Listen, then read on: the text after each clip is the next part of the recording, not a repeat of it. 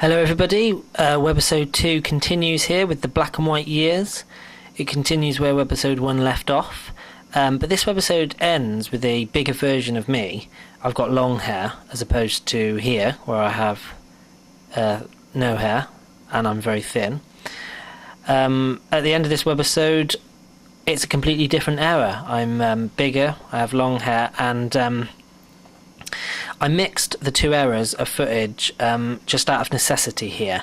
I put up a trailer for Laugh or Cry TV before I ever even put up webisode 1, and that trailer got banned from every third-party video sharing site that there is, but it remains on laughorcrytv.com. You can see it there, and it features me with diarrhea, the trailer does.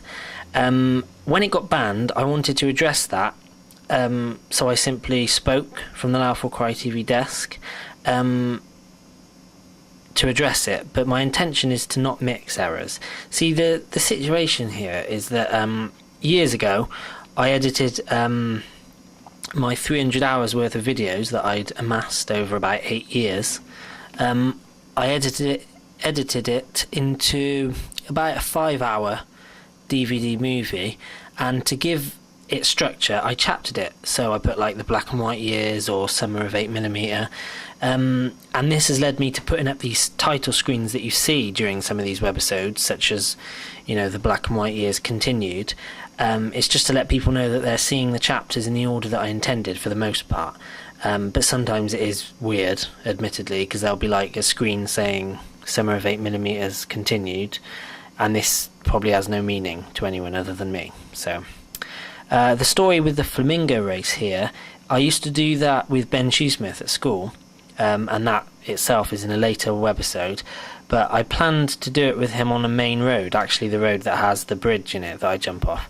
I also planned to invite Ben Shoesmith for a civilised meal of tea and biscuits on a table, which I planned to set up in the middle of that classic field that you see ScarfFace in later on, and that day never came off. That idea never came off, but being fond of the Flamingo Race as a wacky and bizarre idea, I used the one here that I filmed with my sister in the early days when we were confined to the house because of the camera having to be connected to the VCR. It was a very old one. The new joke sees the debut of the Mexican hat. The gun maniac, when we visited him, later ripped that off of me when he was fighting with me. This legendary hat belongs to Ben Arnell of the Apollo Kids, and it still does. He lent it me this summer, and we made the most out of it, such as the new joke here in the town square. This was actually the second ever public segment that Moffat and I did in town, and it was on the first ever designated filming day with the colour camera out in the town. And with spur of the moment, I just saw a busker with a PA system. So I like the word that grim is written on the wall behind me here while I do this intro. This webisode sees the transition from the black and white camera that was limited because it had to be connected to a indoor VCR, sees the transition from that to the portable colour camera, and it was a completely noticeable improvement on filming because there was no limits anymore.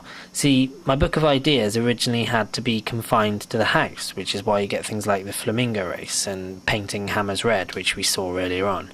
But I was walking in this field here one day and I saw a group of characters like these, and I thought it would be good to film something with them, and I wished I had a portable camera. And this was back when they weren't common. Like now you can just film things on cell phones or whatever, and everyone can do it. But back then, a camcorder was like £500 minimum, so no 17-year-old kid actually had one. But I got one eventually, and Betty helped me film this ScarfFace Meets the Public skit, which took place in the very field that I was walking in originally. And this is the first ever public segment that I ever filmed. And I went back to these people afterwards to explain my actions, and they were okay with it. They find it funny. It's important to me to smooth things over. I like explaining things to them afterwards so everyone's okay with it. Appley Bappley here. This is intentionally disturbing. I was calling Betty Rick at the time. I did that for a period of 6 weeks. This was actually one of the first things we ever filmed with a colour camera. It was on its day of the day of its arrival. We actually filmed it on the day that I got the colour camera, along with the tennis courts jump that's coming out. But I reshot the tennis courts jump because the original one we filmed was a shaky picture. ScarfFace returns here for his tutorial on swimming, but the scenes have been heavily cut.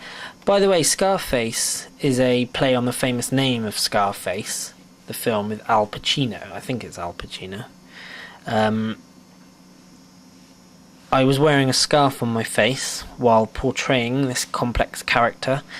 I was wearing a scarf on my face, so I called it ScarfFace, which I thought was quite clever. But these scenes have been really heavily cut. Because this tutorial actually involved me utilising one of the dead fish that were always being bought by me back in 2002. I always bought dead fish for use in filming for some reason. Now, we ate the fish, we did eat them, which led me to believe at the time that they weren't being wasted. But in this ScarfFace tutorial, I took the situation way too far by smashing a portion of the fish up with a hammer and a pogo stick as well. I was actually ready to jump off the roof onto the fish with a pogo stick at one point, which was mental. In my defence, I am always just trying to be funny, but sometimes the trial and error method that I use results in me getting it drastically wrong. So I thought afterwards, whether I was eating the fish or not, I felt that my actions were disrespectful. Therefore, I cut the scenes.